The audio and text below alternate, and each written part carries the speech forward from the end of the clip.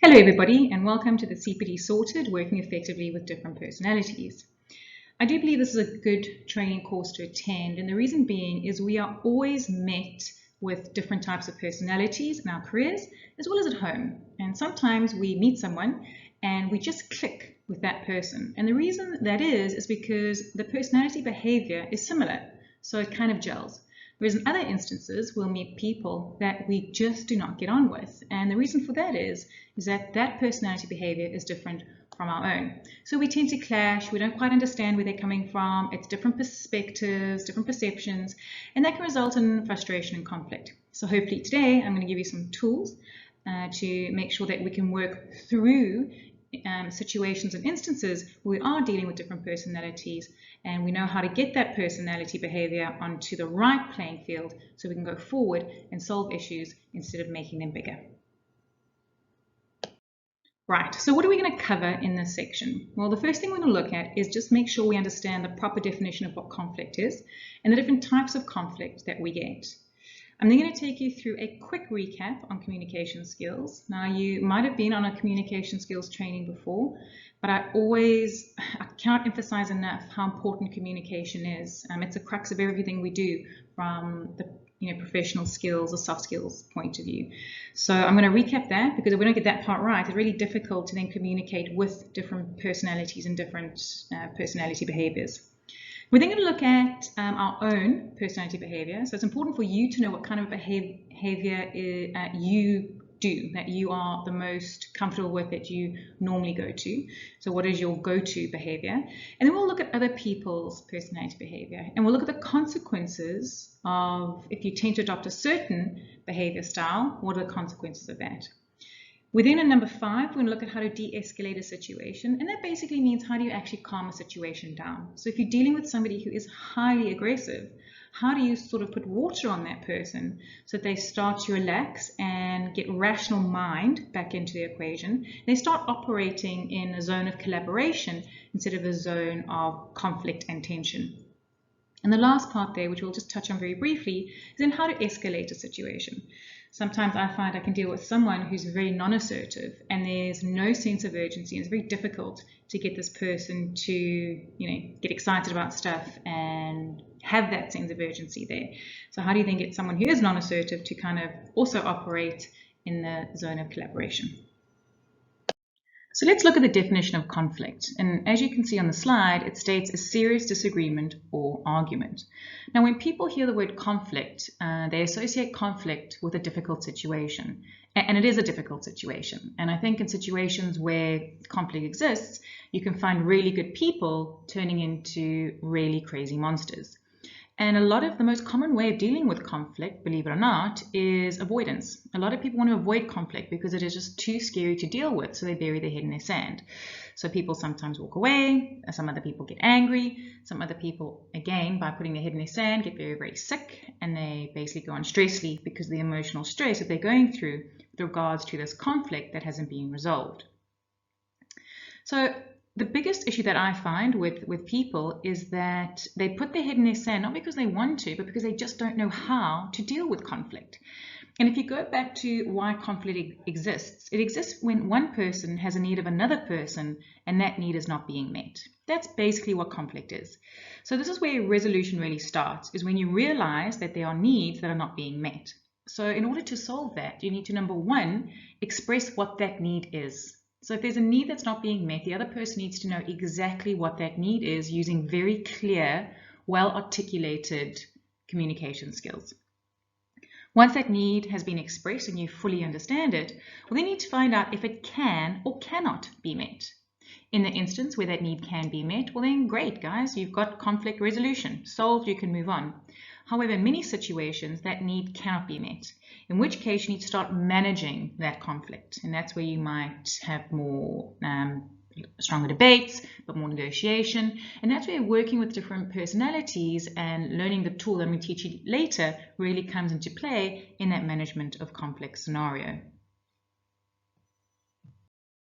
Looking at the different types of conflict that we have, you will see that we will be looking at 4. And the 4 on the screen are firstly interpersonal, then you get intrapersonal, which is inward, then intergroup, and then intragroup. I'm now going to take you through each of those in a bit more detail and show you some video clips, some humorous video clips, to hopefully drive the point home of what these different types of conflicts are. Okay, so interpersonal conflict, which is the first one, is conflict between two individuals. So that means two individuals have both got needs that need to be met, and they're not being met, and they're not communicating effectively to find out what those needs really are, and if in fact they can be met. And the reason why this conflict exists is normally because basically your personality is different. People are different. They've got different backgrounds, they've got different thoughts, different values, different filters, different perceptions. And that in itself starts to cause conflict in the breakdown in communication. And until we start to try and see things from the other person's perspective, so until we start using our communication skills to find out what their viewpoint is, we can never actually handle the conflict properly. The next conflict we're going to look at is intrapersonal. And as you know, intra is inward. So that basically means it's conflict within your own mind. So everybody listening today, that's when you yourself have conflict as an individual. And this is very much psychological because it stems from your different thoughts, your values, your principles, and very much so your emotions. And how you deal with that conflict in terms of the intrapersonal decisions that you have to make on a day-to-day is what defines whether it will be conflicting or not conflicting. Now, with intrapersonal conflict, you get two types. You get the major conflicts and you get the minor ones. Now, everybody on a daily basis deals with minor intrapersonal conflict all the time. But they're small and we deal with it and we get on with life. And those minor ones are things like, what shoes do I wear? What am I going to cook for dinner? What activities do I want to do? What hobby should I do? Should I choose this one or that one? So it's a small decisions you make on a day-to-day basis that have choice. The major interpersonal conflicts come into the equation where you're presented with a choice that impacts quite a big portion of your life and other people in your life. For example, if you happen to be given your dream job and that is the only thing you've ever wanted in your entire life and you've worked so hard for that, but this dream job requires you to move to another country, and at that point of your own time, potentially maybe your kids cannot move because let's say they're in their last year of school. So that's quite a conflicting interpersonal thing to deal with because you want your dream job, but now you're deciding, do I or don't I for the sake of my family? So that is what we call a major interpersonal conflict, which I'm sure we all go through on a day-to-day basis. And I think people in charge of departments, especially teams and companies, I think they themselves go through quite a lot of intrapersonal conflict too. It is not something to dismiss, intrapersonal conflict. A lot of people say to me, well, I think they should just put their big girl pants on or their big boy pants on and get on with it. But sometimes it is a real thing where they struggle with that. And if it's not dealt with properly and if they don't get assistance on how to deal with that intrapersonal conflict, well, that can lead to a lot of anxiety and even depression. And if you've got a team of people who have high anxiety and are depressed, well, guys, I'm sure, the future of that company is pretty obvious. It's not going to go very far. You want a thriving organization who is not anxious and definitely not depressed, so take the business in the right way. Okay, the next conflict that we're going to discuss is intergroup. So this is basically when you have conflict with different teams in an organization. So it's generally department against department. If I have to give an example from my own experience, I worked in a FMCG, fast-moving consumer goods company, and I always found there was intergroup conflict between two departments, and that was generally the marketing department and the finance department.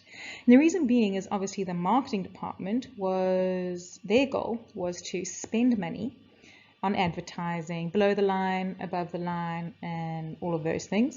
But you could never really see the return on investment when you're doing that advertising. You could merely just see that awareness of a brand was going up.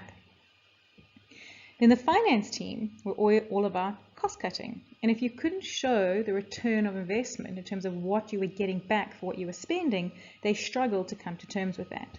So then you would have a situation of the marketing department and the finance department always in conflict with each other and always having to fight battles internally, as opposed to actually looking what the universe and the world and the clients and the market wanted. So I think the reason that happens, and it doesn't just happen in my scenario there, I think it happens in a lot of organizations, small ones as well as medium ones, as obviously as well as big ones, And I think because different departments work in silos, and each department has almost like their own little universal goal, which isn't aligned to the overall company's goal. And that's generally just down to bad communication, where the leadership team hasn't actually taken their total company goal and filtered it down to each organizational goal. Because if everyone's working towards the same goal, well, then you wouldn't have intergroup conflict in companies, which costs companies a lot of time, wasted effort, and a lot of resource, and you get no value for the end of it. So please make sure your goal, what you're trying to achieve as a company, at the top is one goal and it filters down to all the different divisions, and every single division shares that exact same goal. The last one is intragroup. So this is conflicts amongst individuals within a team. So if there is a group of 4 people working together, in an intragroup situation, all 4 people will be in conflict with each other. This can probably originate from an interpersonal conflict where maybe 2 weeks ago you had an argument with a person who had a different viewpoint to you. And suddenly that person is now on a new project team and you're having to deal with that. And you've got 2 other people where a similar situation happened. Now that happens more times than not because often you are put in a team where you don't get on with the people. Your personality is different. Your values are different. And everything about you is in contrast to the other people in your team.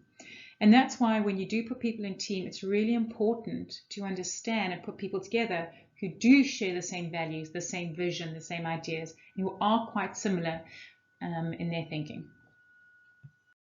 When looking at the 5 stages of conflict, you can see on the screen there with the arrow, it goes from 1, discomfort, all the way to number 5, where you have a huge crisis on your hand.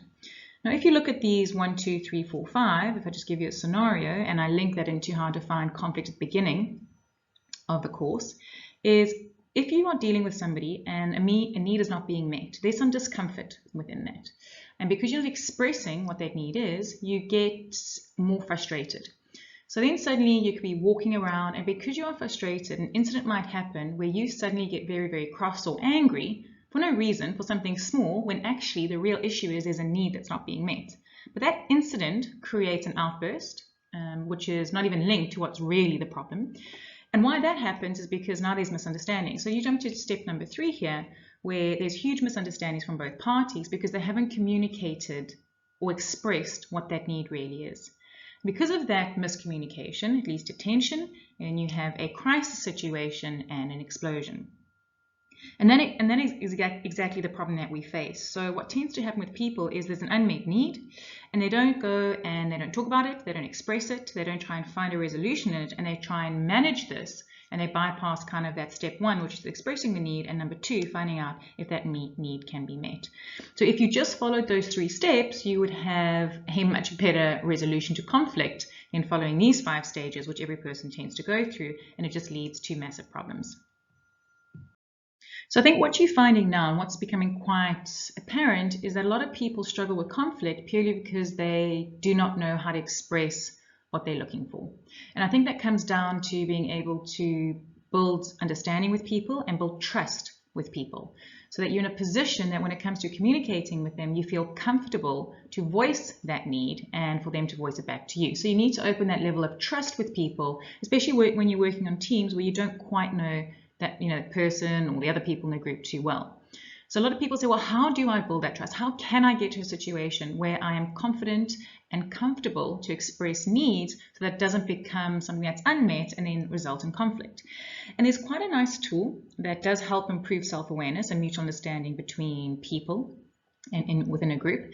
And that tool is called the Johari window. I'm going to explain that on the next slide, how you can use this Johari window to really improve that trust with people. Okay, so this is the Johari window, and as you can see, it's split into 4 different quadrants. So you've got there quadrant 1, which states open, and that's a quadrant where those are things you know about yourself, and those are things that other people know about you. And those are things that are in the open air, so they probably know what you do at work, what your title is, what your position is, what you're responsible for, what color hair you have. That stuff that's in the open and it's quite easy to see. So both parties know those things. I'm now going to jump to quadrant 3, which says the hidden quadrant.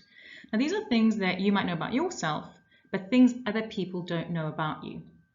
Then if we go to number 2, the blind quadrant, those are things that you don't know about yourself, but other people do. And sometimes we're very blinded to things where people are fully aware of what we do, and yet we are unaware that we do that.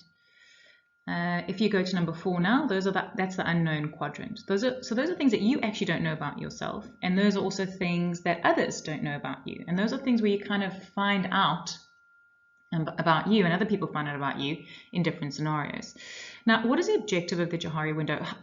How does this help you to build that trust and confidence so that the communication travels freely between people to avoid any misunderstanding so that we don't get into the stage 5, which is crisis within a conflict? Well, the objective here is if you look at quadrant 1, you want to open that up. You want to open quadrant 1 into 2, 3, and 4. Okay, so that when you're talking with people, you've got that window of communication that is totally open. So how do you do that? How do you go and expand quadrant 1 into the other areas? Well, firstly, it's very easy to expand into quadrant 3 because those are things that you know about yourself, but things that other people don't know about me or about you in this instance. So how do I change that? And the best way to do that is to tell people things about you that they don't know. Give examples, give them things, tell them stuff that they would never know unless you told them. And by doing that, you're encouraging trust because you're opening up to that person. That person feels, okay, well, they're telling me stuff that they don't generally have to tell me. Great. And then that person starts to tell you stuff about them that you aren't aware of. So that in itself is building a relationship, and that's building a mutual understanding and creating that trust. Now, how do we go and build that open area into quadrant 2, into the blind area? Because that's things that I don't know about myself, but other people do know about me. And that's why it's called blind, because you genuinely don't know. For example, I'll never forget that I was doing a presentation skills workshop and I was watching somebody and looking at how they were presenting. And when they were presenting, they kept clicking their pen the entire time. Now, when it came back to giving feedback to that person, they were totally unaware that they were doing that they were fidgeting with the pen. They just did not have a clue. But it took that feedback session for me to bring it to their attention. So how do you increase the openness into the blind spot? It's by giving feedback. And feedback is a tricky thing to give because not many people quite like feedback. So when you do give it, please start with good things. What the person has done, find something that they did well. And then after that, then go into the areas that they need to improve on. And those areas are sensitive because they might not be aware of them. Then chances are they definitely don't know they're doing it. So that's a way to give that feedback in a way that's helpful, that they are now aware of the things that they weren't too aware about, but you were aware about. And that then starts increasing your open area into the blind quadrant as well as into the hidden quadrant. By doing that feedback session and by giving people information that they don't know about you, suddenly starts going into that unknown area. Because in that process of giving feedback, you'll find things that you didn't know about yourself, and then the other person will also find out things that they didn't know about you as well.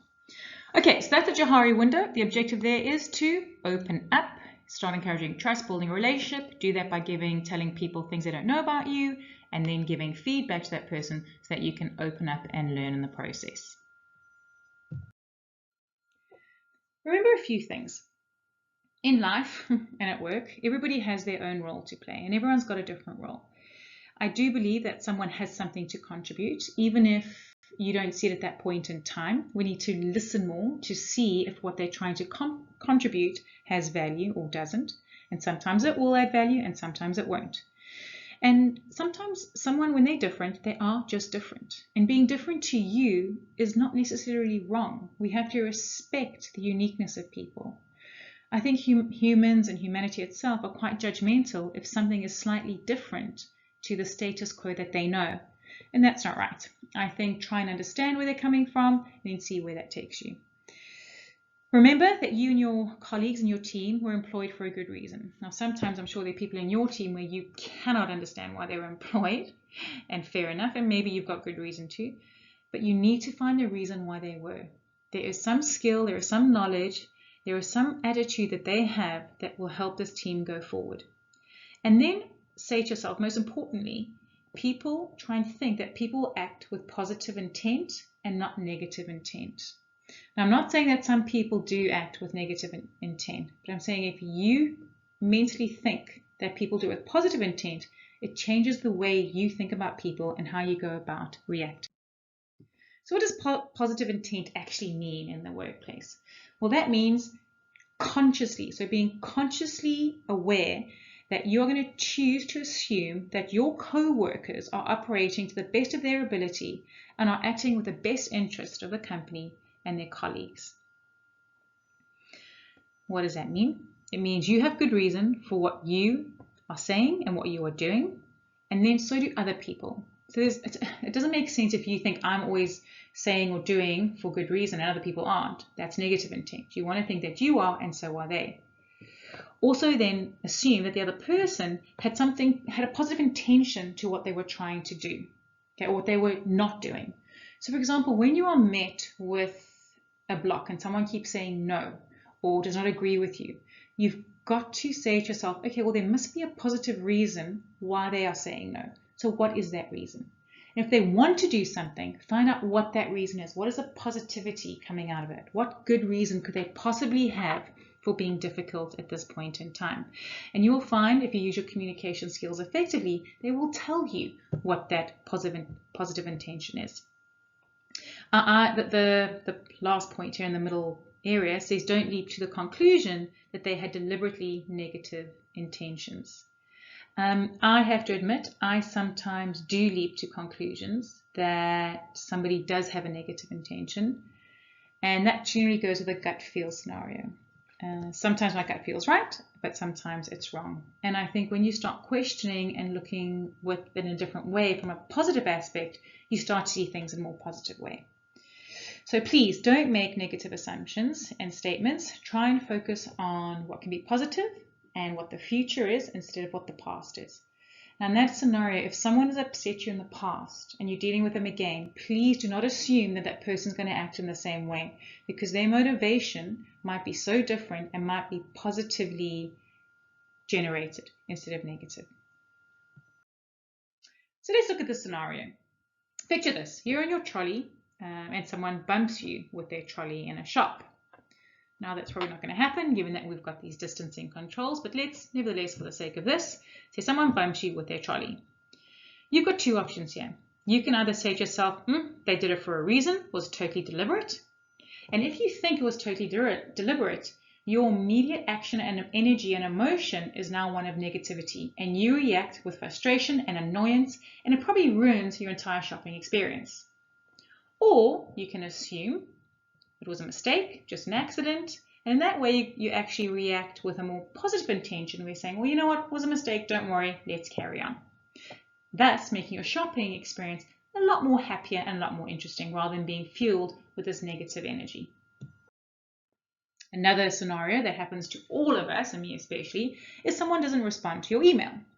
So the negative intent would be they're ignoring you, they don't care for you, the deal's not going to happen. You react with absolute negativity and irritation, which causes, again, bad energy, and potentially you following up with a slightly aggressive email from them not getting back to you. And guys, I can tell you now that doesn't end well. Or you can actually have the positive intention where you assume the person must be busy, that they're a professional individual, and that they will get back to you in the right time. That respond is a lot more positive and give the person a day or two, knowing that they are probably incredibly busy. So accept the differences, okay, with positive intent. Not everybody is like you, okay, and we should see that as a good thing.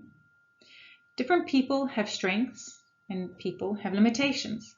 And I always say in organizations, you really do need to play to people's strengths. I sometimes think organizations try and play to people's limitations and weaknesses, and that in itself is wrong. I think play to people's strengths and make that work well, and then get different people with different strengths to make that company work.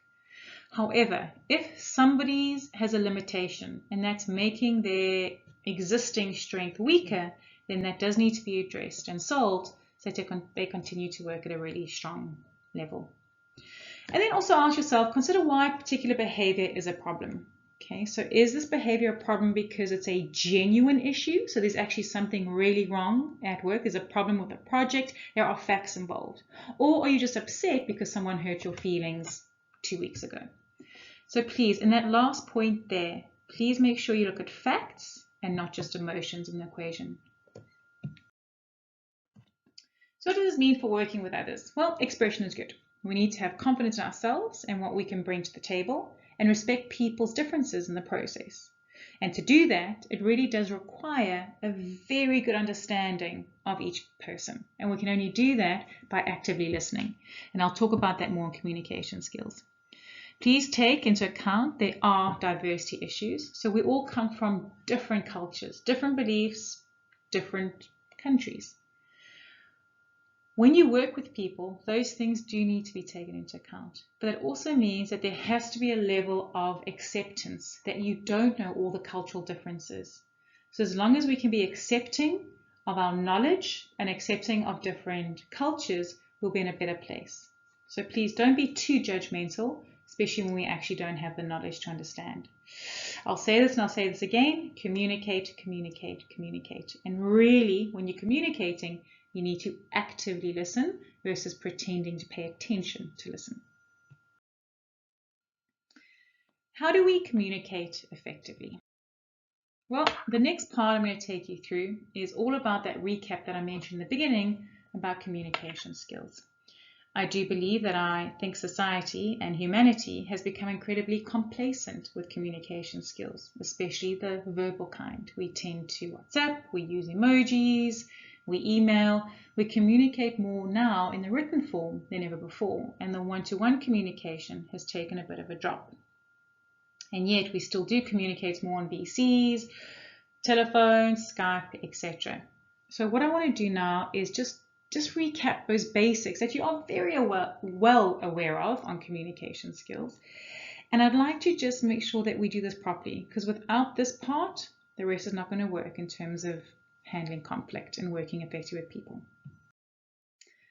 Okay, so how do we communicate effectively? Well, to achieve our goals with communication, we need to do two things. The first thing we do, okay, and it's not talking, the first thing we need to do is understanding more clearly what people mean and what people want. Now, the only way you can understand what people mean and what they want is by listening and verifying your understanding. So when someone is talking to you, pay attention, listen, and then check if what they've said is actually correct. Because people can misinterpret small things incorrectly, and that happens more times than not. The second thing we need to do is now the other party, the other person we're talking with, needs to understand what we mean and what we really want.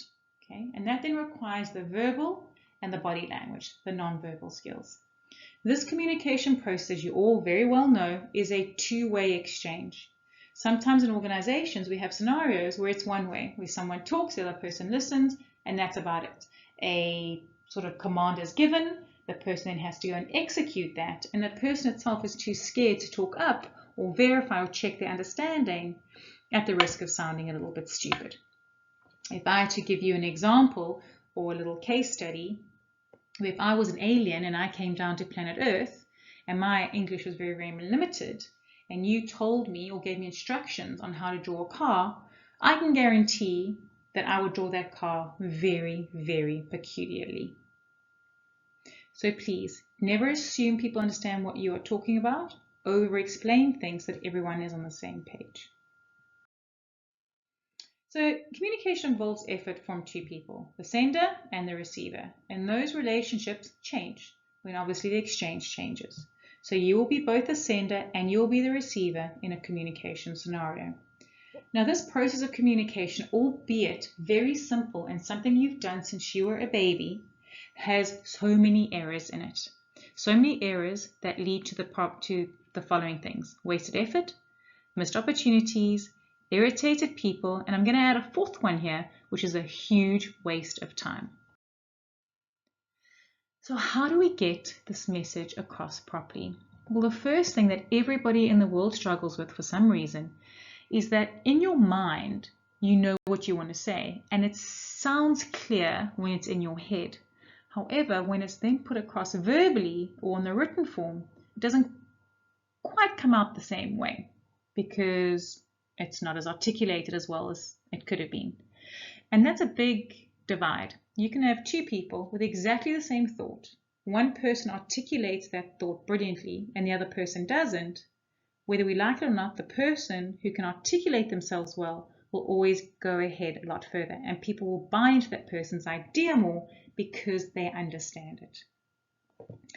If you don't get better at communicating, you are going to struggle with relationships, and you are going to struggle going forward in your career. So I always say to people, to improve, you need to do 4 things. Number 1, firstly, understand what is your message. What are you trying to get across? And in this situation, please, your message needs to be clear and it needs to be simple. If your message is not clear and not simple, you will confuse people. Because trust me now, person who speaks who's confused can confuse more people than anything else. And I've been witness to a few of that. The second thing to improve is look at the audience who you are sending it to and know them. So say to yourself, well, is this audience junior people, senior people? Are they very detailed people? Are they, what division are they in the organization? Who is my audience? And make sure that once you understand what your message is, that you tailor it to the people you're speaking to. So find out what will motivate them, what will they be interested in hearing with regards to your message. Then once you've done that, then be a third person. Say to yourself, well, if I wasn't me and I was giving this presentation, how would it be perceived? And maybe you want to test that message on somebody else to see how it will be perceived. And the last part, which you all need to do, is look at situational and cultural context. Obviously, you don't want to upset the audience. So if you say something that offends them from a situational point of view or a cultural point of view, please understand at that point in time, you have lost your audience. If we look at the communication process, it's a very simple process, and it starts off with, firstly, obtaining information. So that's where you ask questions to gather information and to verify, point 2, that you've understood what is being asked or what is being said. The third is then transmit. So this is kind of the seek to understand. Remember what I said, first understand what your person wants and what they need, then verify that process. And then they need to understand what you want to need, and that's a transmitting process. Now that takes place in various forms: telephones, discussions, client interactions, etc., etc. In that process, that's step 1, 2, 3, in these different areas, something happens. There is information exchange, okay, which both people are either understanding or think they understand, whatever the case may be. And then the part of that information exchange, what goes into that are 2 things: facts and feelings. Now, facts are easy because they are there, but feelings are not so easy. And you'll be surprised how feelings actually take up a large part of the communication process. So you as a communicator need to be aware of what's a feeling and what's a fact, and try and stick to facts rather than emotions. And then once you do that with information exchange, hopefully you have an action that is positive and not negative. I always say to people, when you're looking at the communication process, you need to make sure that you eliminate any potential communication barriers that could be taking place, that you unconsciously are doing, but you're not aware of it. So there are 2 things here. There's communication barriers and there's signs of closed communication. To be a great communicator, you need to know not to put those communication barriers in place, and also you need to be aware of what a sign of closed communication is so that you can walk on. And both people can create these barriers or show signs of closed communication. Let's look at the barriers now. So you've got 4 over there. A value statement. A value statement is saying something that is going to prevent the other person from listening to you. So if I had to ask you now, who is your favorite football team? And let's say, for example, someone turns to me and they say to me, it's Liverpool. I think that's a team. Liverpool. Okay. Now, if I didn't even know that, and I stood up and I said, oh, the Liverpool team is useless. Now, if I said that without knowing who your team was, that would basically start annoying you, and that basically blind of communication would come straight down.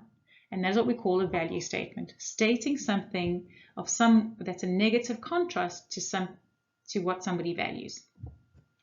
The next is unchangeable position. Now, there's a lot of people who are very stubborn in the world, and they will not change their position irrespective of the data or information that you show them. And that is a huge communication barrier. You just cannot go forward.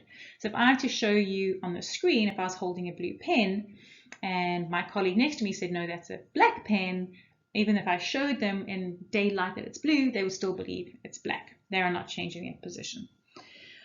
Then lack of purpose. That's a big communication barrier. When people have no purpose of what they're trying to achieve and where they're trying to go, well, you kind of go in circles. So that stops communication. And time pressure also prevents communication from going forward. And that can be quite a huge one, where people look annoyed, they say they've got this time pressure. Suddenly then when someone shows that there's huge time pressure, you immediately feel uncomfortable, and that stops the communication from flowing through. Now, if you look at signs of communication, when someone starts to rationalize, and rationalizing is another word for making excuses, that again is a sign that communication is not going in the right direction.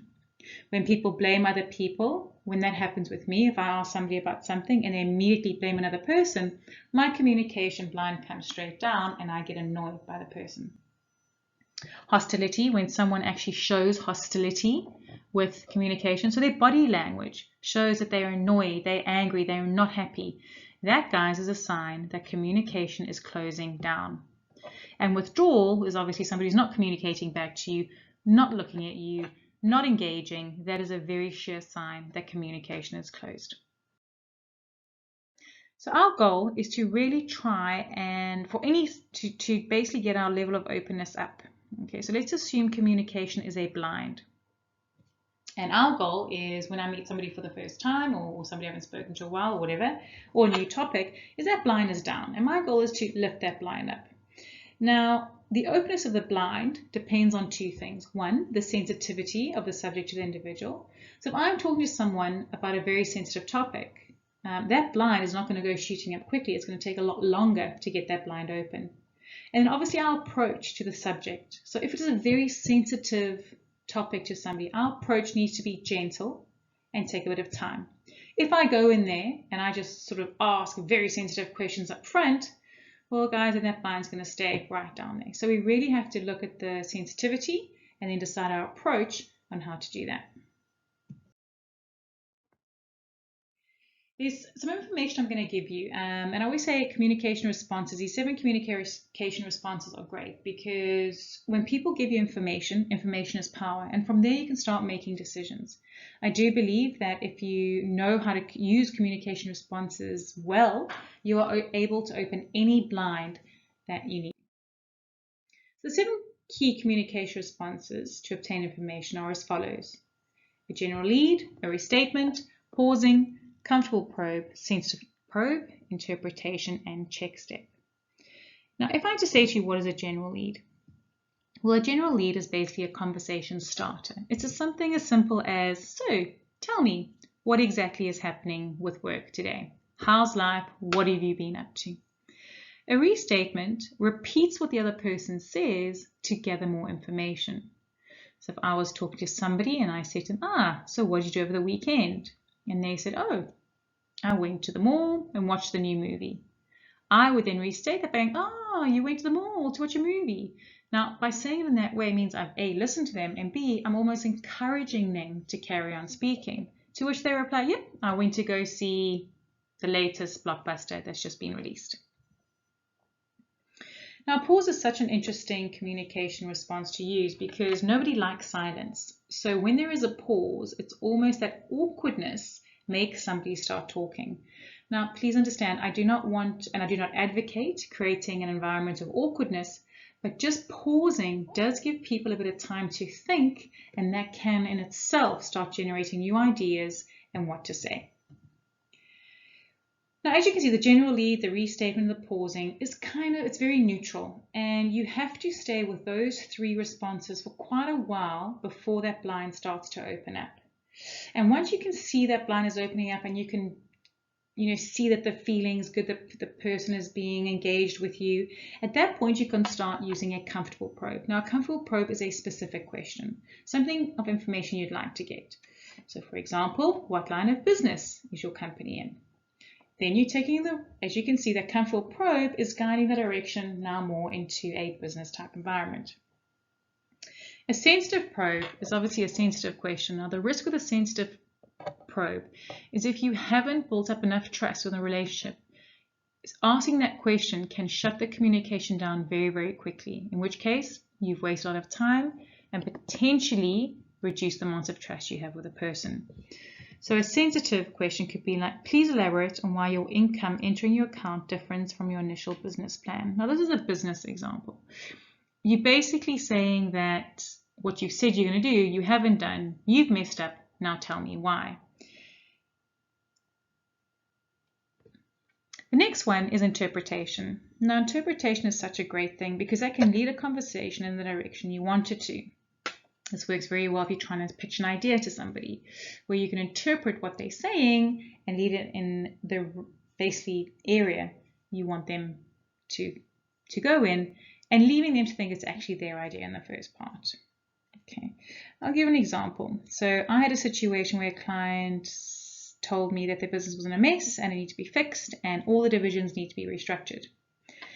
Interestingly, on further investigation, the biggest problem was not a restructuring. It was just down to bad communication between the different divisions, because each division were working in silos and not together.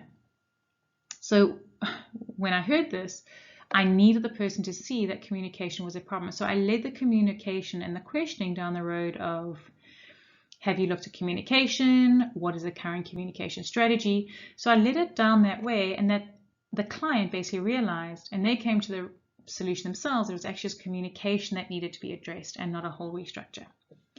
Now, a check step, which is so fantastically important in communication responses, is to ensure understanding. And a check step is what you should do all the time. An example would be, so just to check I've understood you correctly, is what you're saying, this, and this.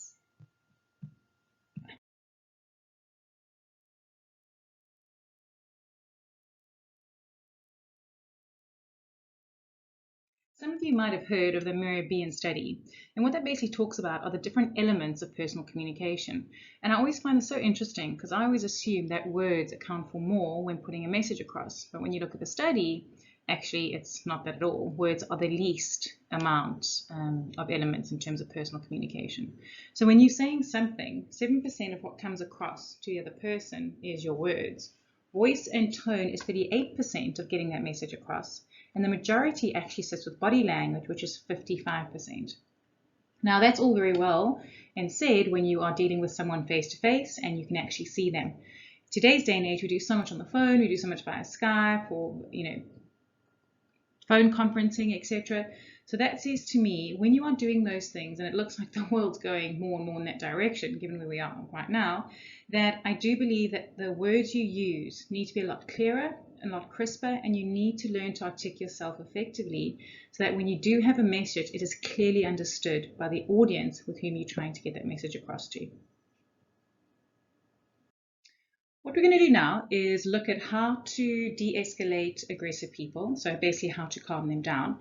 And the whole part of this next session is really about how to work effectively with different personalities. So not only are we learning to de-escalate, but I'm also going to take you through a quick way on how to escalate somebody who doesn't speak, how to get them talking so they feel comfortable, so they're in a position to go forward. Right, so the purpose of this is really to develop your ability to influence other people in a variety of situations. So if someone comes to you who is aggressive, what tools can I give you so that you're in a position to influence that aggressive person to move into a collaborative zone of communication where they become more responsive and more assertive. So the bottom line is here, as you're trying to calm them down, but get them to a point, more professional sort of way of communicating where you achieve success. So objectives are threefold. Number one, you'll be able to identify your own behavior style. So what is your preferred way? Are you more assertive, responsive, aggressive? What are you typically as a person or tend to become or tend to adopt? So what style you tend to adopt? And it's also important to look at the style of other people. It's all very well knowing your own behavior style, but you also need to learn how to see or identify behavior style of others. And I'll take you through an example in a workshop on just how to do that. Then I think it's very important to understand the consequences of the typical range of styles, behavior styles that people tend to adopt. So if you do take on and adopt a non-assertive type of behavior, which I'll talk you through what that is in a second, what are the consequences of that? Are you going to win this one, or you're going to lose this one. And if you're an aggressive person, are you going to win or lose, and so on and so forth. So we'll create a model that shows you the win-win and the win-lose with regard to the different types of behaviors. And then within that model itself, the last point here is when I take you through the model and we actually create it as we go ahead, you will see that you will improve your effectiveness by choosing the right behavior style that will influence where you want this conversation to go. Hope you enjoyed that little humorous clip. Right, now let's get into the different behaviors. First, before we can understand how to influence behaviors, we need to understand those behaviors in a bit more detail. So generally looking at different behaviors, they split into two, as you can see on the screen. On the left-hand side, you have your A resources, and on your right-hand side, you have your R resources. Now, an A resource type of person or type of person who adopts this behavior is someone who likes to shape the environment they're in. They like to influence people and situations around them to go in a direction that they would like. And they like to defend points of view that they value or see sense with regards to that particular way of doing things. So that's a kind of A resource behavior. They very much like to shape, influence, and defend. Now let's go to the next behavior, which is the R resource behavior. Now these are people who like to take in information. So when they're presented with data and facts, they're happy to look at it and then make their decision accordingly. They're happy to be shaped by different events. So when something is changing, they are quite happy to move from one way to another way, if in fact that does make sense. So the R resource type of people can be quite accommodating to change and accommodating to other viewpoints. Now, as you can see, they're quite different. One likes to shape, one is happy to be shaped by certain things. Now, if I had to ask you, just quickly, just sitting there, say to you at your table, which one do you think you are most like? Okay, a lot of you are thinking, actually, sometimes I'm an A, and I'm sure some of you are even thinking, maybe I'm a bit more of an R resource. Now, it doesn't necessarily mean that you are one of those things all the time, and I'm sure this thought came into your mind as well. Because let's be fair, sometimes we change with regards to situations. Let's look at an example. At home, for example, you may be very much an R resource type behavior, where you're happy to take in information, you're happy to be shaped by the family, you're quite happy to be accommodating to what the family would like. Whereas if you go then to the office and you're in quite a senior position, where you are in a leadership role, you might take on more A resource role, where you like to shape, influence, and defend situations around the organization. So what that says to me, and you probably alluded to this, is that different situations bring out different types of behaviors, and you'd be 100% correct in that thinking. So before you can tell me if you're more A or more R, I actually need to give you more data around that to see which one you really are. So the next workshop that I'm going to give you, and if I'm not mistaken, if you look on your in your workbooks, it's the workshop called A and R Resource Inventory. Okay, now in that inventory, it's quite interesting. What it does is it gives you different scenarios where you have to allocate how you would behave either by an A or an R statement.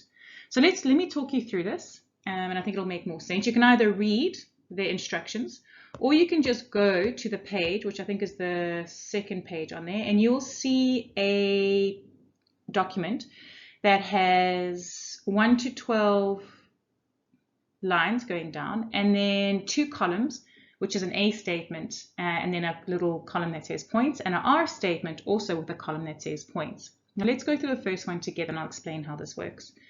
So if we look at number one says under A statement, I get things done by shaping events and having a direct impact on people. Okay, don't allocate points just yet.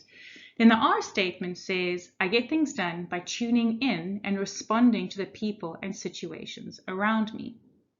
Now what you have for each of those 12 different lines are 10 points. So for one, you have to allocate 10 points to either statement A or R that best fits you. Now it depends on where you think you are. Now if you read that number one statement and you think you are 100% A, you would then put 10 points in the A column and 0 points in the R column. If in fact you think, actually, you know what, I'm kind of 50-50 in this one, I'm a bit of both. Well, in that respect, you would give 5 points in A and then 5 points in R. Let's say you're a little bit more R, then you are A, well then you'd put 6 points in the R and you'd do 4 points in the A. So you've done that for number 1, then you carry on doing the same thing, allocating 10 points for number 2. You read both A statements and R statements, allocate 10, and so on and so forth. And please go all the way down to the bottom, and when you are done, add up your points in the A statement column and your points in the R statement column. That, ladies and gentlemen, will give you a better understanding if you're more A-orientated or more R-orientated, given different situations that people in the workplace would find themselves in. I will give you about 10 minutes in which to do this, so please feel free to, I will actually time 10 minutes on the system now, we'll wait. And then after that, if you aren't finished, please by all means just pause. It is a live feed, so you can pause and then you'll come back to where you left off. And if you have any questions in the interim, please feel free to ask me. If not, there are very clear instructions on the first page.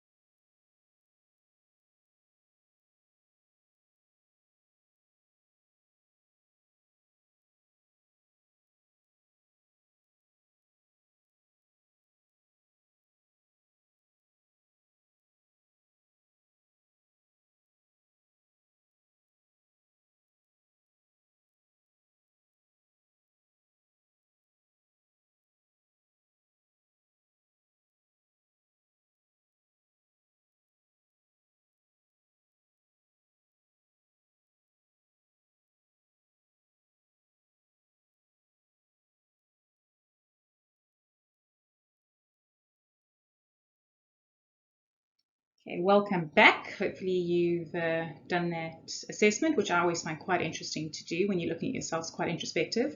So what were your results? Some of you might have thought you're more A-orientated, but then in doing this exercise, actually found out that your score is more skewed to the R.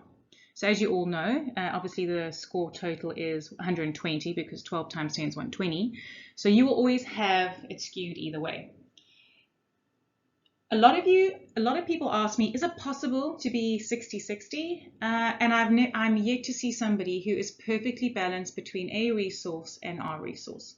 I'm not saying it can't happen. If someone sitting there today who is perfectly balanced, well then guys, fantastic. That means you are able to switch between those roles or those behaviors quite easily when faced with different situations. The whole point of this exercise is for you to know what your preferred style is, so you're aware of that. It's always important to be aware of these things, but also see how nicely balanced you are. So if you are nicely balanced, but maybe a little bit more on one than the other, you have got the ability to move from one area to the next, to those different behaviors. If, however, you are predominantly in the A behavior type setup instead of the R, that's when you will struggle to adjust your behavior style given a situation. Doesn't mean you can't, just means you need to work a little bit harder. Now that we've finished that workshop, we're going to look at understand behaviors and flesh out the A resource and the R resources in more detail. And in doing that, we're almost going to create the model, which is working effectively with different personalities. So I'll take you through it step by step.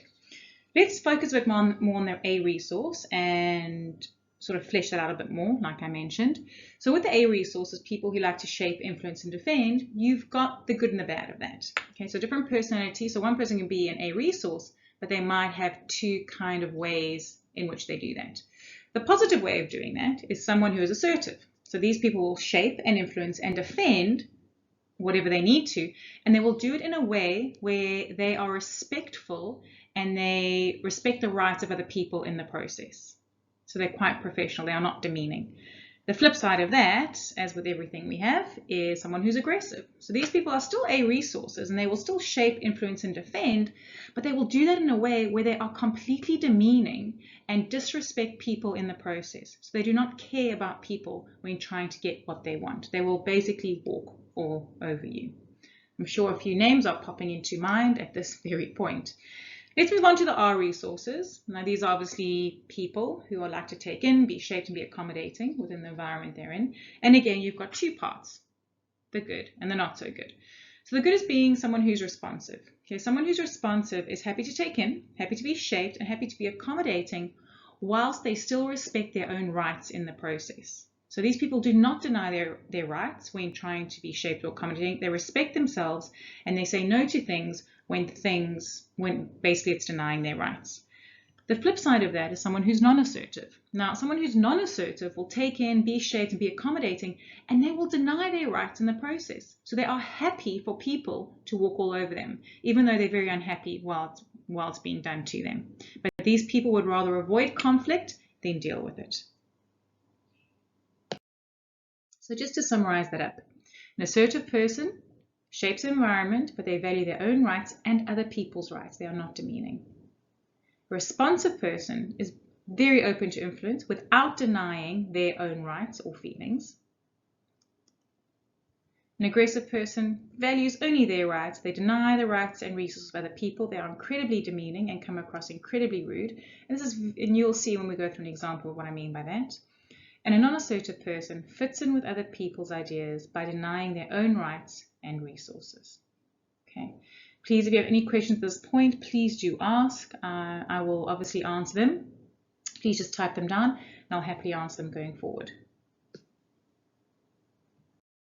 So the question you're asking yourself at this point is, when dealing with people, you obviously think they might be aggressive or they're coming across as responsive, but sometimes you're never quite sure. So the way to really identify what quadrant people fit into is by listening to the way they communicate. So what is their style? So each quadrant that we're going to take you through, so I'm going to look at the assertive, aggressive, responsive, and non-assertive. And in each of those quadrants, there are 4 options to look out for in terms of the words that people use that will help you identify if they're being aggressive, responsive, non-assertive, or assertive. Right, let's look at the 4 different options you have when someone is being assertive. So how would an assertive person speak, and what phrases and words would they use? Well, an assertive person would do the following. They would give you information. Number 2, they would express a want, desire, or goal. 3, persuade or give reasons. And 4, point out the positives and negatives. Just putting that into a real life example, let's say, for example, you were 20 minutes late for a meeting and you were an assertive boss who was managing the person who was late. That assertive boss would basically, under number 1, give information. They would say something to the example of, you are late. They're not being dismissive, they're not being rude, they're just stating information that you are late, and they leave it at that. They might do it a different way of being assertive, which is number 2, which is expressing a want, desire, or goal. And in that situation of someone being late, the manager or the boss would say, next time, I would like you to be, sorry, let me just change it again. Please, in future, we would like you to be on time for these meetings. So that's exactly it, just expressing what they would like. The third one is persuade or give reasons. What the boss could say in that situation when someone is late is, say, for example, you are pretty key to this meeting. In fact, you're very key to this meeting. So it's imperative that you get here on time so we can start moving forward. And the fourth one, which is also quite similar a little bit to the third one, because when you're pointing out the positives, you are almost persuading, aren't you? And you're giving reasons and you're selling. But in the fourth one, you point out the positives and the negatives. So in that scenario, you would say, you are key to this meeting and we need you to move forward. So the negatives of that is you've wasted quite a lot of our time within this scenario. Now, please be careful, everybody. I know a lot of people think some of that assertive way of speaking can come across as aggressive. For example, like, you are late. Now, it's actually not. It's not demeaning you. It's just stating what has happened and making you aware that they are fully in control of what is taking place, but they're not demeaning in the process. Let's look at the flip side of that now. Let's talk about an aggressive boss in a situation where someone is late. An aggressive boss would be either patronizing or show contempt, put the other person down, or dismiss the other person totally. Now you'll see the big difference between assertive and aggressive here. So if somebody was late, an aggressive boss would be, number 1, patronizing and be quite sarcastic and say, oh, nice of you to join us. I'm so sorry we had to get you out of bed today for this meeting. So as you can see, quite condescending and very patronizing to the person. 2, an aggressive person could show contempt, and they could actually say to the other person who's late, the boss would say something to the example of, welcome, we're actually doing quite all right without you, thank you. And kind of stay one up. And I'm sure there's a lot of examples that you were thinking about how that would look like, but just show contempt to really try and dismiss the other person if they feel a little bit weaker and a little bit more inferior by being late. Number 3, the aggressive boss here could say whatever they like. I mean, here you could say, I made a mistake hiring you. You can't even tell time. How are you going to be able to manage this project? I made such a mistake. You're an idiot. You're a fool. Now that's obviously quite very aggressive. So it kind of gets worse as you go down the line, but that does happen. It does happen in life. I've had it happen a few times. It's very alarming when it does. But please be aware, it is an aggressive type of style. Do not react, because what tends to happen in that scenario when people start getting really, really mean and start personally insulting you, that's when your survival tactics come up and go, oh, I've got to fight back now. And that's not the way we should do that. And the last one is an aggressive boss could actually say to the person who's late is, please don't even bother coming in. Just leave. If you can't be bothered to be on time, we don't need you going forward. So kind of saying, sorry, goodbye, you're the weakest link, leave. And that is obviously quite aggressive and doesn't set quite a good tone for when that meeting is over. Moving on the other way, how do you see if somebody is responsive? Well, a responsive person will use this kind of language and words. They will try and seek information. They will show understanding of the situation. They'll modify behavior or be happy to be influenced by a behavior, and then they'll actually go ahead and change that behavior. So let's use the same example of someone being late. If you're a responsive boss in that scenario, you would say to the person who was late is under seeking information, you would say, please tell me, why are you late? So that's quite good, because now you're saying, well, hang on, this person's important, but they're late, so let me find out why. So that's kind of looking, I think the responsive person is very much around positive intent. You think to yourself, there's got to be a decent reason why this person is late. Obviously, the person might be late for a very valid reason, in which case a responsive person would say, okay, so I understand you were late for this, this, and this reason. And it could be really valid. At that point, the responsive person would turn around and say, okay, well, what you're telling me is you will never, ever be able to be here for a 9 o'clock meeting because of your personal situation with dropping your child off at home, for example. So that's almost summarizing and being influenced by the reason you were given why that person was late. And the fourth thing in terms of responsive, someone says, okay, so from what you've told me, I'm now happy, based on the data given to me, to actually move our meeting to 9:30 because you're important to this meeting. Without you, we cannot actually make this happen. Or as an alternative, you could change behavior totally. And if the person can't get there on time because they're a single parent and dropping their kid off, and they'll never be able to get there on time for whatever reason, maybe you can suggest an alternative, such as getting a taxi, using the bus, or an alternative course of action. So the responsive person is very much about seeking to understand and then trying to come up with solutions to go forward. So remember, our resource all about shaping, modifying, trying to be accommodating, trying to work a way forward, where the A side is more about they want to shape, they want to influence. Okay, so they're not that strong on the finding a solution. They're more about stating what they would like. And then the non-assertive person would communicate using these 4 ways. They'll always be nice, they'll be accommodating, they might be a bit self-pity and whine, they'll put themselves down, and they'll dismiss themselves. So let's look at the scenario here where you are a non-assertive boss and someone walks in 20 minutes late.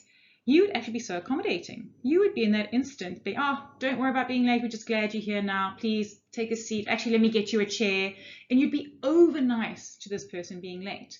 Now the negative part about that is the balance of control gets taken up quite quickly. So at that point in time, the person who's late realizes there's absolutely no bad consequences with having arrived 20 minutes late. In fact, they're being treated like a king or a queen. And that's not a good culture to endorse in an organization. So please do not be that accommodating. 2, they can be self-pity or whine. A non-assertive boss in this situation would say, it's not your fault for being late. It's my fault for not sending out a reminder or putting it in your diary. So it's kind of, they're blaming themselves for someone else's error. 3rd, they might just avoid conflict totally. And I think these people are so scared of conflict that to actually deal with it is far scarier. So they'll just bury their head in the sand. And then that kind of goes down to number 4 of just saying absolutely nothing, dismissing themselves from the situation and hoping if they don't say anything, it won't come up again. Okay, so this now is a summary of the different behaviors in terms of the A and the R, looking at assertive, aggressive, responsive, and non-assertive.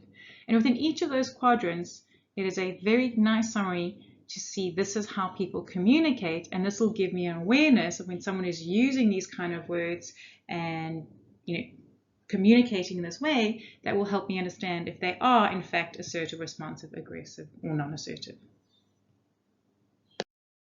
What I'd like to do now is really consolidate the understanding of being able to identify the behaviors of people based on how they communicate. And to do that, there is a workshop, a second workshop for this course, and it's directly after the A&R inventory. Please can you turn to that page. As you will see, there are quite, let me just get it open myself. Sorry about that. I will be with you in a second. Let's have a look. So it looks like, yeah, there we go. So after you've done your A&R, it's basically just called workshop, and it's basically got statements and responses, and there are 13 in there. If you open that up, you'll see the first statement. We'll do the first one as an example, and then we'll do the answers afterwards. So statement 1 says, why are you late for our meeting? You're useless. I would like you to open that book and then look at this slide and say, well, based on that sort of statement, what do I think that is? Is it assertive? Is it responsive? Is it aggressive? Or is it non-assertive? As you'll probably worked out, it's aggressive. Okay, and so on and so forth. So I'm going to give you about 10 minutes just to go through that and put down if you think what sort of behavior and style that people are using based on the statements and responses you see in the workbook.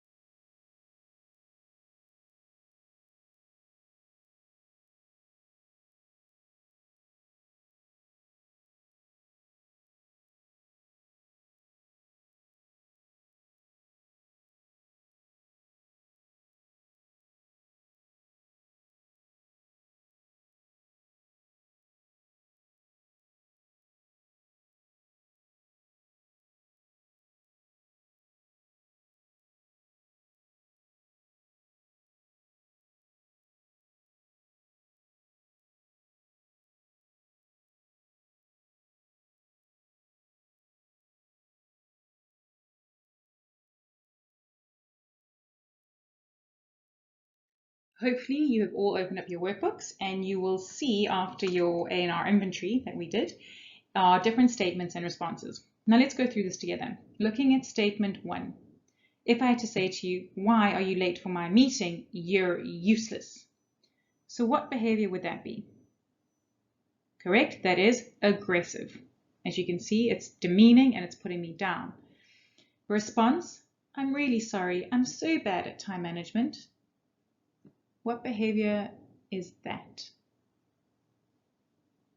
Correct, it is non-assertive.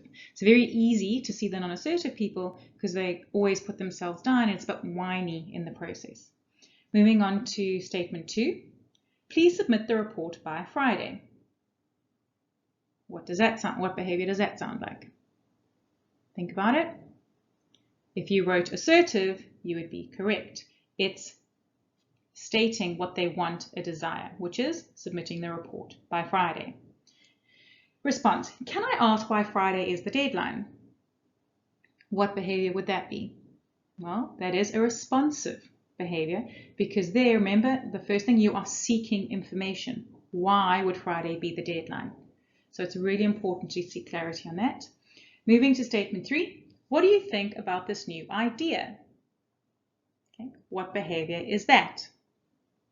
What do you think about this new idea?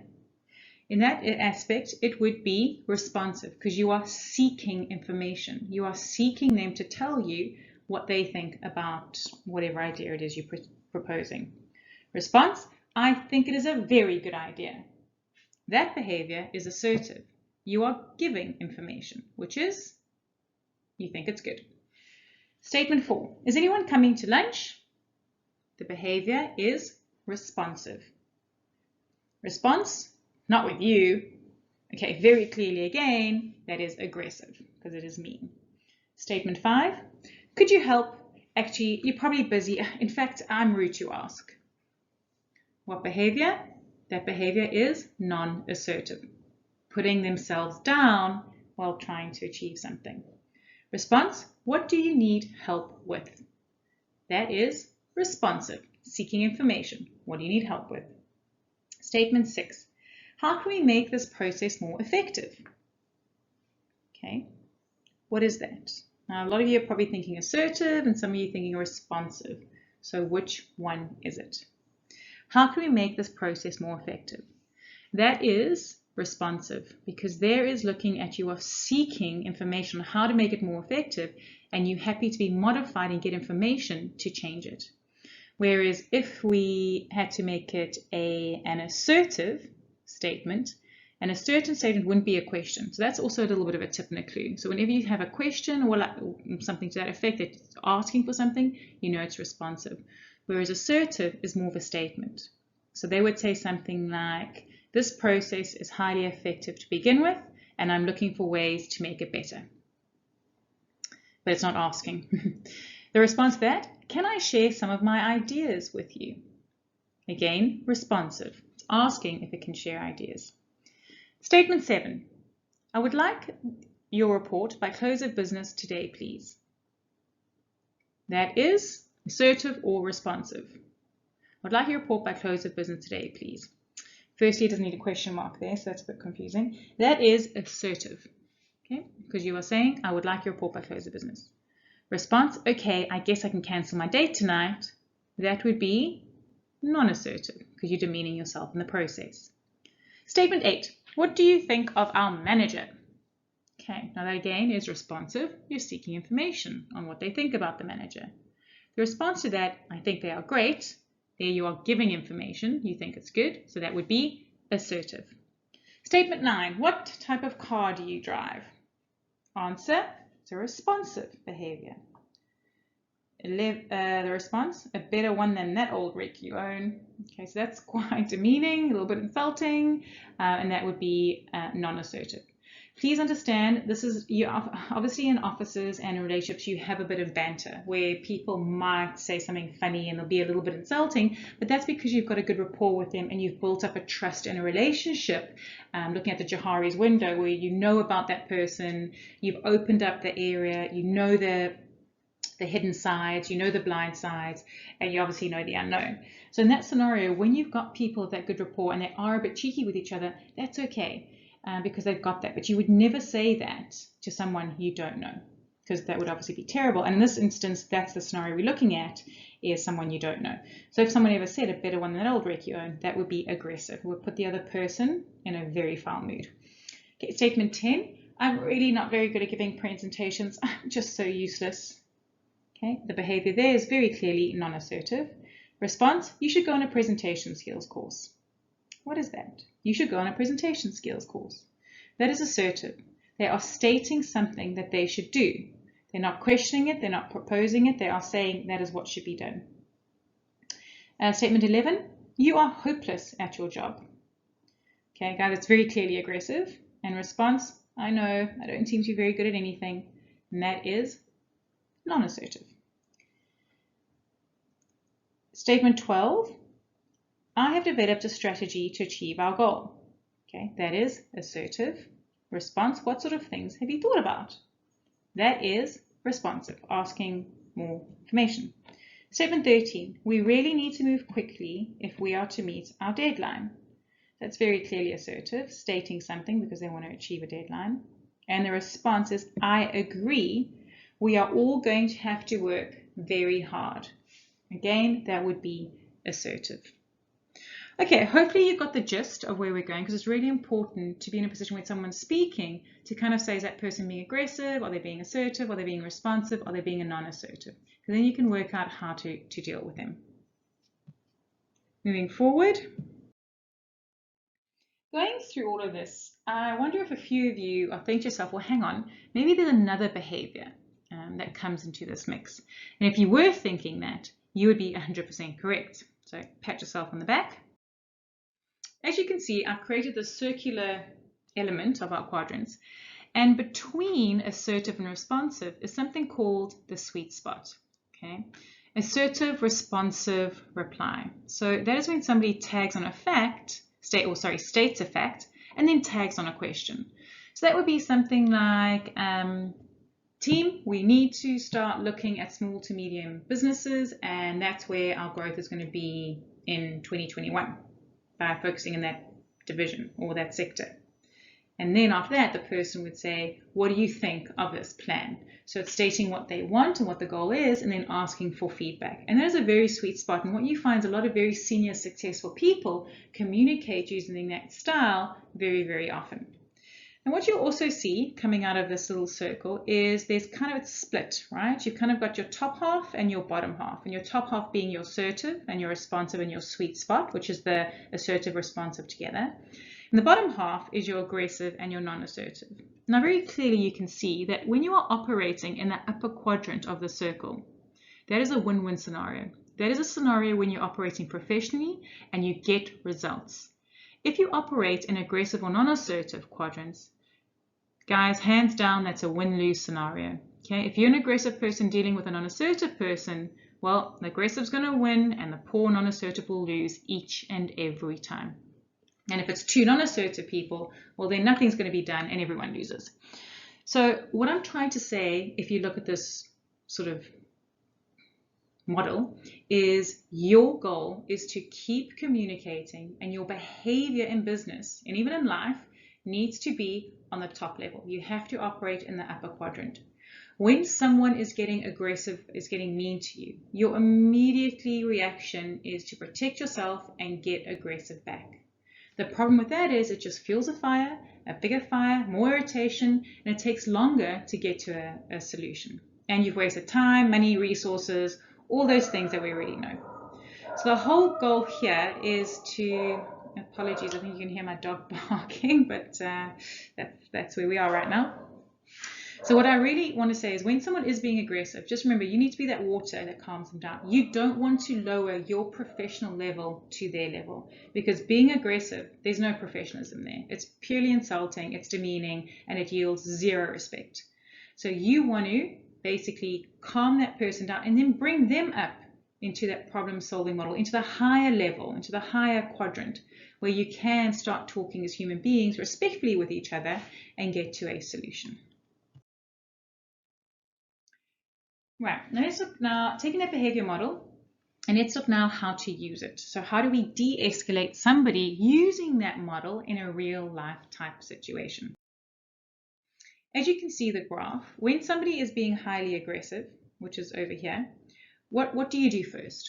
Okay, and the first thing is A, calm, breathe. First breathe. When someone's being highly aggressive, you need to not get aggressive back. You need to calm. I don't know if you need to do woosah or you need to breathe, but you need to remember this day in this model and go, aggression is going to get me nowhere. It's just going to delay the outcome. I need to go into a responsive way. My first response to an aggressive person is being a responsive behavior, which is seeking information. Now, the person is highly aggressive and there's got to be a reason for it. People don't just wake up aggressive and niggly. There is always a reason behind it. And I think as humans and operating in the world today, we need to try and understand that, because if we don't, this person's always going to be aggressive with us. So your first step is number one is responsive. Hopefully you get enough information to basically adapt and to modify, change behavior, and agree with a way forward. Now, unfortunately, we don't all live in Disney World, so it's not that easy. And you don't just use one responsive reply and the person calms down. It's a big fire you're dealing with here. You need to put quite a lot of water to calm them down. So you have to stay in responsive for quite a while. If the person is still being highly, highly aggressive, well, then you go into the sweet spot where you start becoming a little bit more assertive. So as you can see, you're kind of moving more towards the aggression side going this way, but you never lower your level below assertive. So that's when you become assertive, state your point, and you try to be responsive with that. If they are still aggressive, well, then you move into your pure assertive mode where you start stating what you would like, okay? But you never lower your level and you never demean people in the process. If you have tried all of these things and you've just got a person who is just literally full of nonsense, which, let's be fair, you do get sometimes, and they don't really want to tell you what's wrong, at that point you'd have to go to 4 and you'd have to get a mediator involved, like that video showed us at the beginning of the course. Okay, let's now look at our step-by-step. Let's look at a step-by-step example of how to deal with someone who's aggressive. Okay, so let's say there's a line manager. Okay, and the line manager says to you, I don't like the way the finance troop has been operating. I think you're doing a rubbish job for my department. Okay, now that's quite insulting, so that's definitely aggressive. Okay, you could get cross, or you could say, right, I'm going to look at this little model, and instead of being aggressive back and just delaying this, I'm going to use a responsive reply. And what would that be? In that scenario, you would say, being the finance manager, you would go to level 1 responsive and say, okay, what seems to be the problem? Please give me a few more details. Now, because it's quite a calm statement, the aggressive person will immediately, whether he or she likes it or not, will start to get a little bit calmer. Okay, not by much, by a little bit. And hopefully then things are going in the right direction. So now that you've said, okay, what seems to be the problem, I understand, give me some more details, two responses can arrive from that. Number 1, the line manager moves into the problem-solving mode. They realize that they are being highly aggressive and it's not going to help them. And they go into the upper quadrant and they basically, okay, here are some of the problems and I'd like to discuss how we solve them. So they're moving more into the assertive way.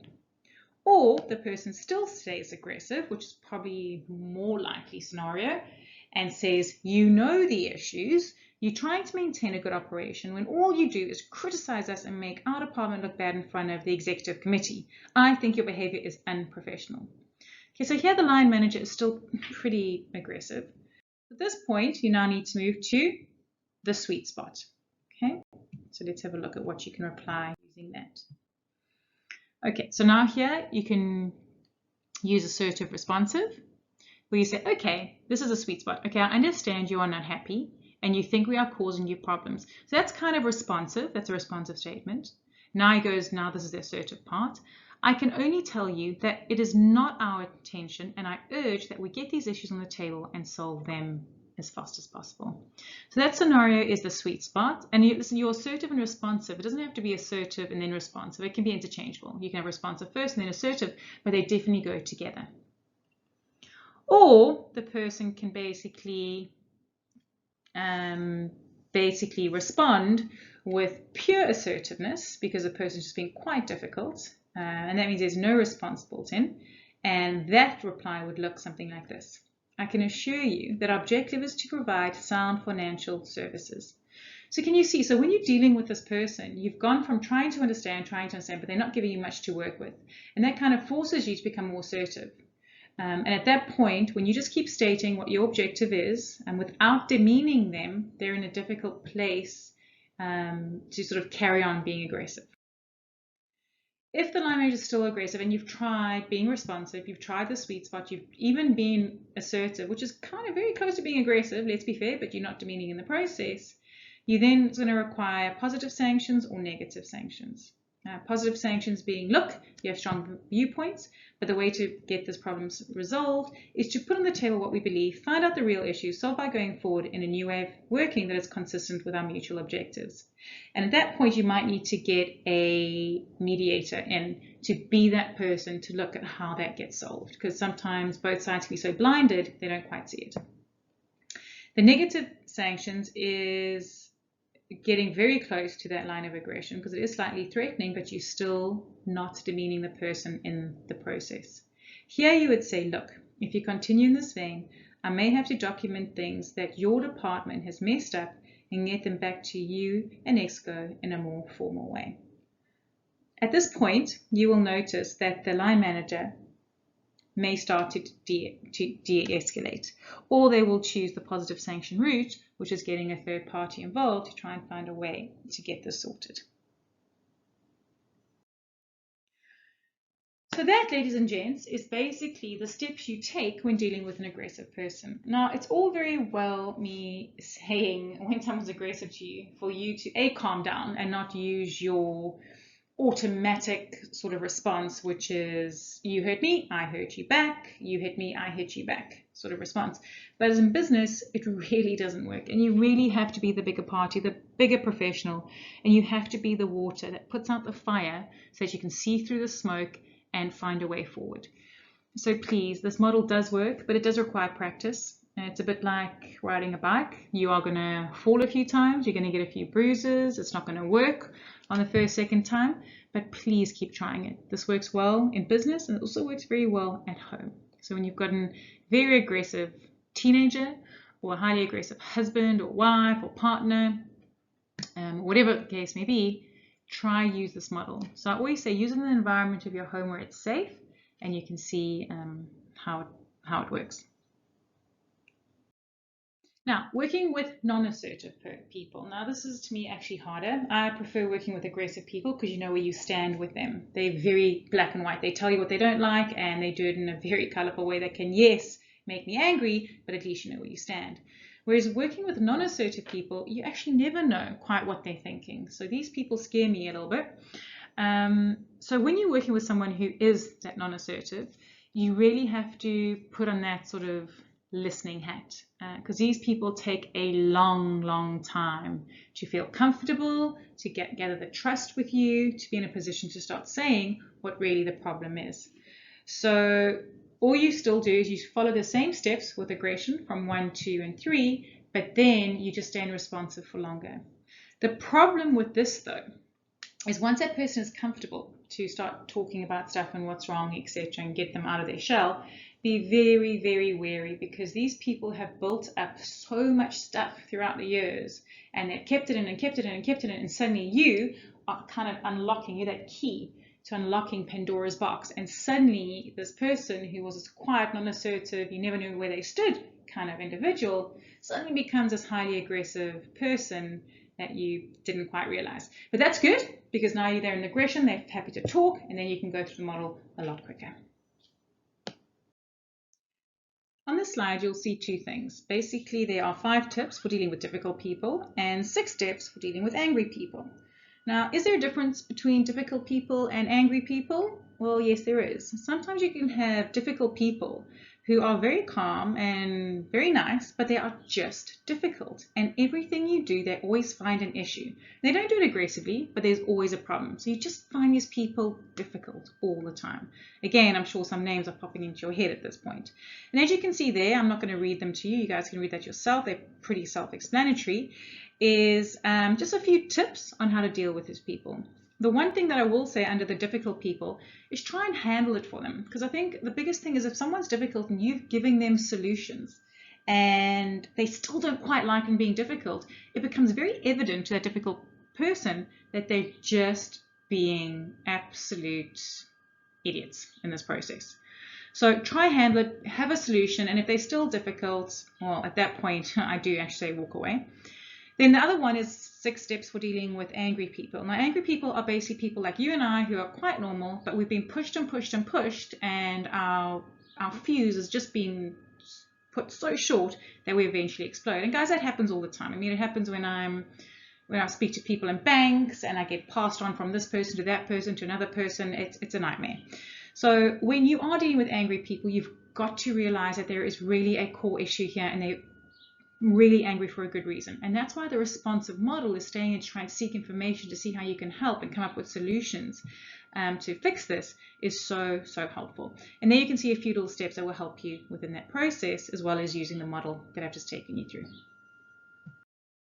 Being in the world we are in now, where we are a bit confined, we're not too sure when it's going to end, a lot of our dealings with people is now going to be on the phone or via, conference calls, etc.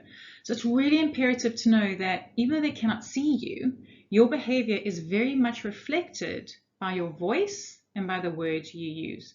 So you have to put a lot more effort now, and that's kind of a change to that sort of percentage I gave you earlier when we were talking about the Maria Bean study, where now the emphasis is not actually on body language, it really is on the tone and the words that you use. So please take note of this. It's quite important given the time we're at right now.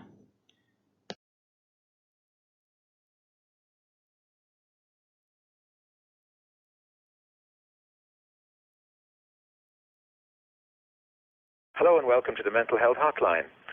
If you are obsessive compulsive, press 1 repeatedly. If you are codependent, ask someone to press 2 for you. If you have multiple personalities, press 3, 4, 5, and 6. If you are paranoid, we know what you are and what you want. Stay on the line and we'll trace your call.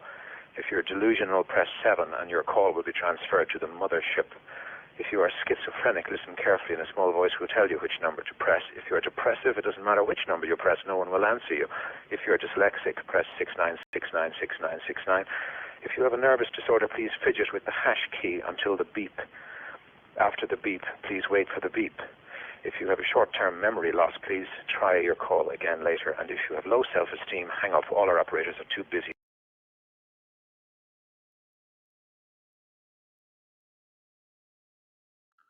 Okay, bit of humor. All right, let's now look at telephone skills. And I think it's really important that we look at these things because I don't think we probably get taught this in any shape, way, or form. So your voice is your personality, okay? That will demonstrate your attitude, that will show if you are interested or not interested. Everything to do with your voice is now really important.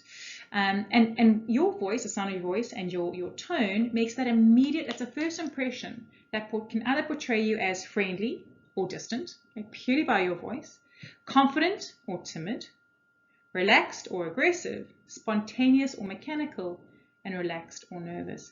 People will naturally judge you by the sound of your voice in just as quickly as they'll judge you when they see you.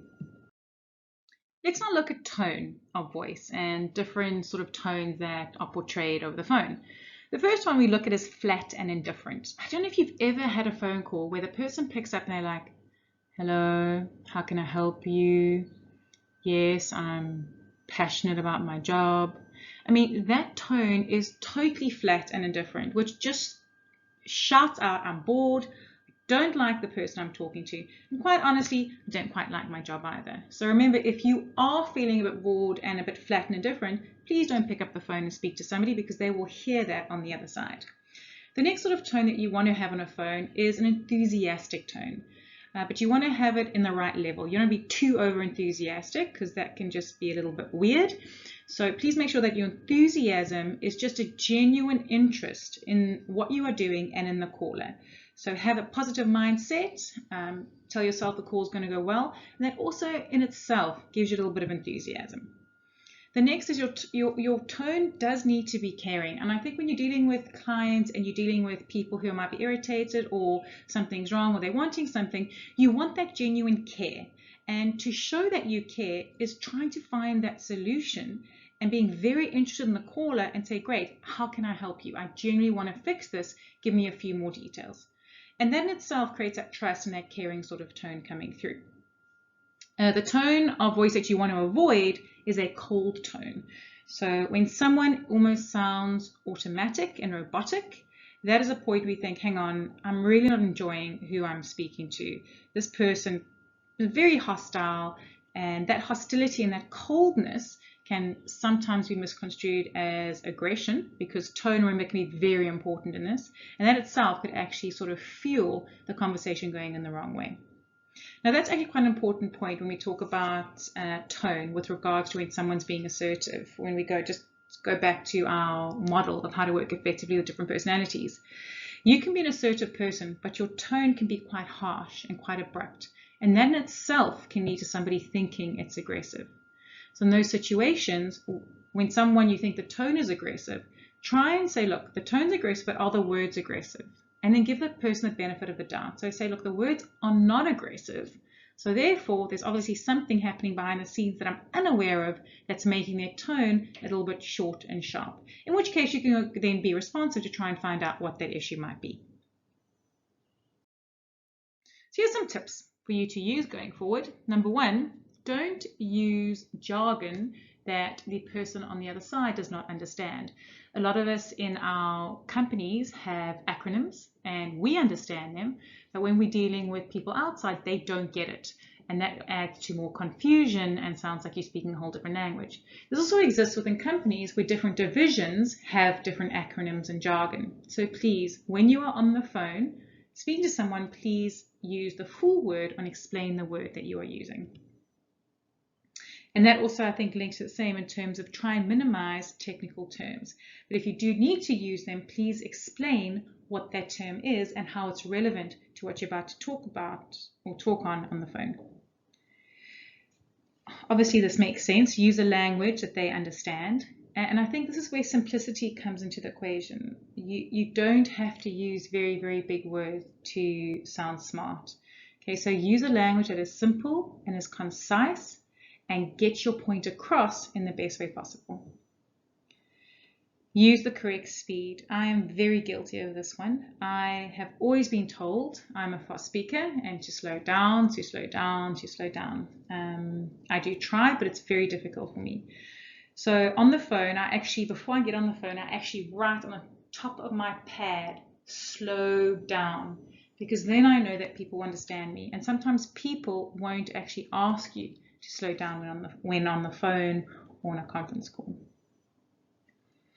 Then pay attention. Okay, now being on the phone, it's so easy to get distracted, let's be fair, especially now being at home, when you're on a VC, you've got the dog running, the kid needing help, you've got something happening, whatever. Your focus is very much frayed. So what you need to do is when on the telephone, put yourself in a place where you're alone and then put all your attention onto that call. Because if you are either on your phone, WhatsApping while speaking on the phone, or looking at an email or doing something else, the value of that call gets diminished massively. Okay, and you probably have to have another call to find out what the person meant, because you're going to get something wrong, guaranteed. The next thing to do is really echo important points. So when somebody says something on the other phone and you think it's important, echo it. So restate it. Remember the 7 responses and communication skills? Use a restatement. It A, allows the other person to feel that you are listening to them, and B, could entice them to talk more about a point that you think will add value. And then you'll get more information coming out of it. Write stuff down, okay? Take notes, okay? Write it down. We assume we remember everything when people talk to us, but I can guarantee we don't. So please make written notes. Be courteous. Having manners is such an easy thing to do. And please make sure you have those manners. Please, thank you, and be courteous on the phone. Clear and concise, short, simple words. Okay. Don't pretend to be too smart. That's me clapping my hand because I'm that passionate about people just making it simple and concise so the other person understands. That's your goal. Your goal is to get the other party to understand you. Using big, fragrant words that basically distracts the person does not get your point across faster. Okay, please, simple, get them to understand. And then smile. Now you're probably looking at this and hopefully smiling when you see that. And I can tell you now, when you answer the phone, and if you have a smile and you don't have a smile, your tone sounds different. You can hear a smile on the phone. So try it. Phone somebody, go home, try a little thing, put, I don't know, maybe if you're home and you're a little bit bored, ask your kid or your partner or wife, husband to go to the other room and ask them to phone you. And then when you say hello, smile. And if you say hello again, don't smile. And see if they can hear the difference. Bet you they'll be able to hear it. This is a very important one. Use the caller's name. Do you know how many times I've been on a call and I've had a 40-minute conversation with someone and we've built up a really cool, good rapport and I'm feeling quite good about it. And then suddenly I'm so embarrassed, but I have to actually ask them what their name is. Purely because I wasn't listening up front and I was distracted and I didn't write it down. So please get the name up front at the beginning of the call and throughout the call, keep using their name. So if your name is John, you'll say, okay, John, thank you so much for that. John, let's take it forward. Don't overuse it because that also can come across a bit cheesy, but make sure you do refer to it and remember it so you don't have to ask again. Let the caller hang up first. Oh, this one's a bit, I think, dated, I guess, because we've all got cell phones here. So just say goodbye and then leave it at that. And then try and transfer calls only if you have to. And I mean, if you've got a client who wants something done and you know that somebody else needs to do it and you can't help, try and at least take ownership and accountability of it. So say to them, look, I'm not going to transfer you. I'm actually going to go speak to the other person in this department and I'm trying to get it sorted out and we're both going to phone you back if we've got any questions. Okay, and then once you've set that person up with the person who can assist them, at that point, there's a bit of rapport there, at that point you can leave. Okay, so carrying on with tips for telephones, be prepared for a call. If you are going to a VC or a telephone conference and you've got something to present, you should prep for that just as much as if you're meeting that person in reality in person. And if you're not preparing for meetings, even if you are meeting with them in person, well, you should be. Because people who prepare for meetings and know what they want and they've got a clear objective always have a better result coming out of it. And that's just obvious. So please prep for your call. Be an active listener. Okay, I know it's hard sometimes with a lot of distractions, but force yourself to stay focused. You don't have to, I don't know, pin yourself or have something that reminds you to put your concentration back there. Just try and stay focused. And I always say, I use this as well. I think it's quite a good thing. I always try and put myself in the other person's shoes. If a client phones me or a colleague speaks to me, I always try and say, well, if I was them, what response would I want to hear? So I do pretend I'm the client, or I pretend I'm one of my staff, or pretend I'm one of my colleagues, and that is how I kind of engage with the call. And it does work quite well. Get involved, get genuinely involved, and try and, even if you really don't care about it, you need to show that you are some part of you wants to fix or help or make this right in any way, shape, or form. And then do something extra. Now that's a bit difficult on the phone to do something extra, so you can't really do it on the phone. What you can do is once that phone call is ended, do something extra that they never thought you would. So let's use an example there. It's a bit like when someone in the banking scenario says to you, don't worry, sir, someone will phone you back. Okay? And you're like, oh my goodness, I know they're not going to phone me back. But then let's say they do phone, that somebody else does phone you back. Okay, then that little something extra would be when you would then, after someone else has phoned the client back, you yourself would then phone the client back and check and say, hi, just to remind you, we spoke the other day. I just wanted to, ensure that my colleague had got back to you and that your problem is now solved. So it's kind of that doing something extra is that follow-up of something that you started. You might not end it, but you're following up to check that it actually has been done. And laughter. I mean, having a bit of a sense of humor, you don't want to pretend to be funny and then you're not funny. That can go badly. But if you've got a nice laugh or there's a way that you can lighten the mood, I really suggest you use it, because people like people. People like people who are light and feel like a happy energy. It helps with the whole mood on the phone. So if you can have like a little laugh or a cute little joke that's not offensive or something that can lighten the mood, please do it. And then use a de-escalation model. So if you are dealing with a client who's highly aggressive, remember, you want to start and be responsive. Seek information, find out why this person is angry, and then do your best to try and fix it. Right, ladies and gentlemen, we have now reached the end of the session. I hope you did learn something. I know we couldn't put this into practice and do some role plays, given that this is all being done sort of virtually and online. But nevertheless, hopefully the content was there and it can give you some sort of food for thought on how to change your behavioral style, especially when dealing with different personalities. As you can see, this is what we started off to cover. Hopefully you feel we've covered it. If not, please by all means, send me an email. And if you've got any questions, please email me now. Well, ladies and gents, that's it from me. I just want to say thank you for your time. I know it's a little bit difficult not doing this in person. But we are where we are, and I'm certain that everything will sort itself out soon. And looking forward to seeing all of you, hopefully in the next few weeks. Stay home, stay safe, and thank you for your time.